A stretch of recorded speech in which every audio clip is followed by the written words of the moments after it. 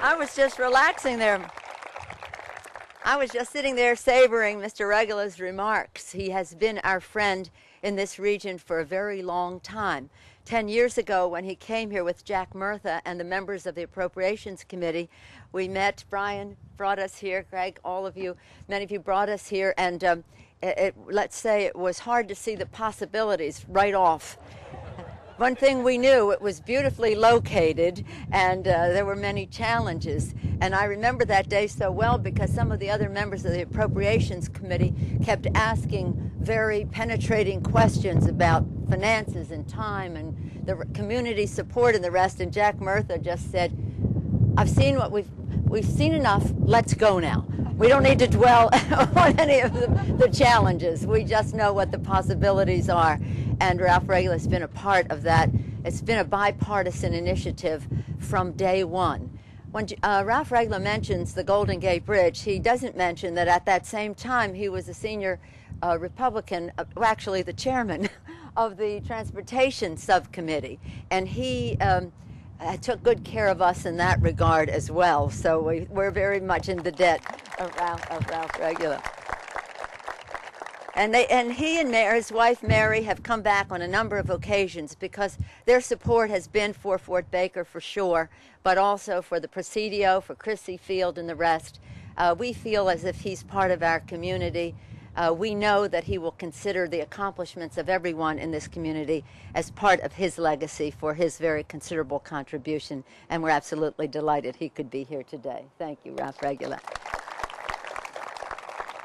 Jack Murtha was practically on the plane to come here, and then he was diverted because he had hurt his leg, but I told him that we would invite him back so that we could extend our appreciation and thanks to him as well, because he has been our hero. Whether it's the Presidio, Crissy Field cleanup, Fort Baker, he has been our hero. And he was visiting some of our veterans, and whatever, something came up, so he had to stay back there, but he will be here soon. It's I say, in his case, it was appropriate. But let me say of Regula, Mr. Regula, I think had a fondness for us because he represents a district in Congress, and we should all know this because this is part of our collaboration and our bonding. His district in Congress years ago, 100 years ago, more than that, was represented by President McKinley. And President McKinley visited the Presidio when he was President of the United States.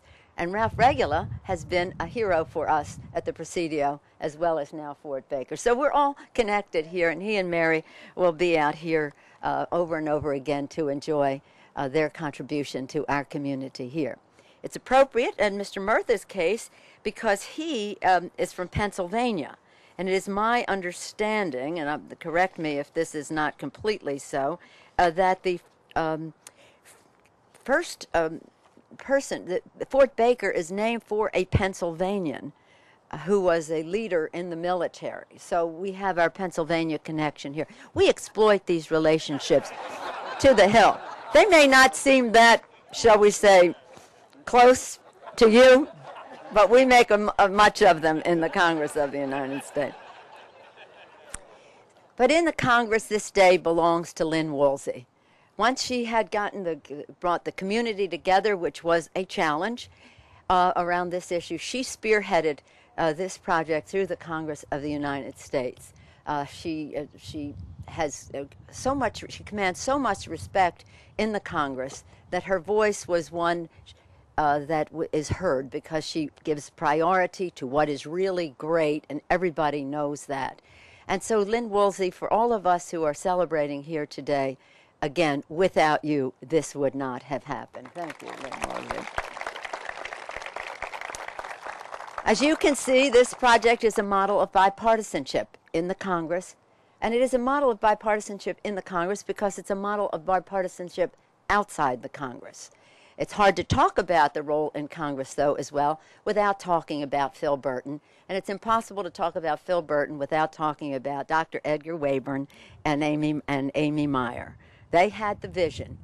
When we've celebrated the Presidio, one of the advantages we say of it is that it It is spectacular on its own, but it's also spectacular because of the view of the rest of the Golden Gate National Recreation Area that you see from the Presidio. Here at Fort Baker, this is spectacular, a jewel in the crown of the National Park Service in its own right. Its setting is magnificent, and look at that beautiful view of San Francisco from here. So it's all about perspective and leadership. As others have said, without Amy and without Ed Wayburn, we would not be enjoying this incredible contribution to the infrastructure of America. Today's Flag Day, we celebrate that day with great pride and all that that implies. It is, as Brian said, appropriate that we be here today to dedicate this place, Fort Baker, which once was part of protecting the American people, and now it will be part of protecting our environment and preserving our planet. It's also in the year of the 100th year anniversary of the National Park Service. 100 years ago, Theodore Roosevelt brought together people to celebrate the centennial of something that Thomas Jefferson had done 100 years before.